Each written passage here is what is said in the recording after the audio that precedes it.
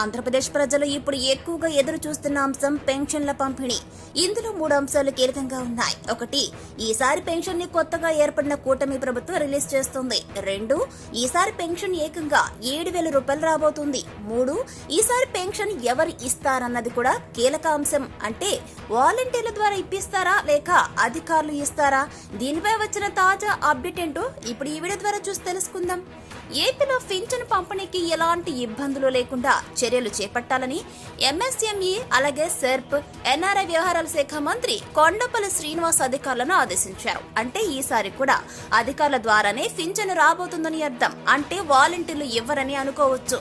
అంటే bank accounts లో వేసే ఛాన్స్ ఉంది, లేదంటే ఇంటికే వచ్చి ఇచ్చే ఏర్పాట్లు ఉండొచ్చు. ఎందుకంటే ఇది వరకు ఎన్నికల ప్రచారంలో సీఎం నారా చంద్రబాబు నాయుడు స్వయంగా ఇంటికే వచ్చి పెన్షన్ ఇచ్చే ఏర్పాటు చేస్తామన్నారు. అందువల్ల పింఛన్దారులు ఎలా కోరుకుంటే అలా ఇస్తారని అనుకోవచ్చు. అయితే వాలంటీర్ల సేవలు ఇందుకు వాడుకుంటారా లేదా అన్నది ఇంకా క్లారిటీ అయితే లేదు. ఈసారి పెన్షన్ 7,000 రూపాయలు ఇస్తారా లేదా అనే ప్రశ్నకు కూడా ప్రభుత్వం నుంచి ఆన్సర్ వచ్చింది. పెంచిన పింఛను మొత్తం 4,000 రూపాయలతో పాటుగా ఏప్రిల్, మే, జూన్ బకాయిలు నెలకు 1,000 రూపాయలు చొప్పున మొత్తంగా చూసుకుంటే 3,000 కూడా కలిపి జూలై 1న 7,000 రూపాయలు ఇచ్చేలా అన్ని ఏర్పాట్లు చేయాలంటూ అధికారులకు మంత్రి సూచించారు. అందువల్ల జూలై 1న లబ్ధిదారుల బ్యాంక్ అకౌంట్స్ లో 7,000 రూపాయలు జమ అవుతాయనుకోవచ్చు.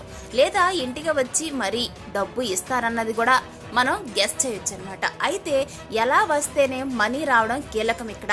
వాటి కోసమే లబ్ధిదారులు ఎంతగానో వెయిట్ చేస్తున్నారు. ఇకపోతే ప్రభుత్వం ఇంకో విషయం కూడా చెప్పింది. కొత్త పాస్ పుస్తకాలను పింఛన్తో పాటు ఇవ్వబోతుంది. అందువల్ల పెన్షన్ తీసుకునేవారు ఈసారి పాస్ బుక్ కూడా తీసుకోవాలి, మర్చిపోవద్దు. ఎందుకంటే ఇకపై ప్రతి నెల పెన్షన్ ఇచ్చేటప్పుడు ఆ పాస్ పుస్తకంలో రాస్తారనమాట. ఇచ్చినట్లుగా ప్రూఫ్ ఉంటుంది. ఈ బుక్ తీసుకోకపోతే పెన్షన్ పొందడం సమస్య కాగలదు. కాబట్టి ఎట్టి పరిస్థితుల్లో పెన్షన్ తో పాటు పాస్ పుస్తకం కూడా తీసుకోవాలని గుర్తుపెట్టుకోండి ప్రతి ఒక్కరూ.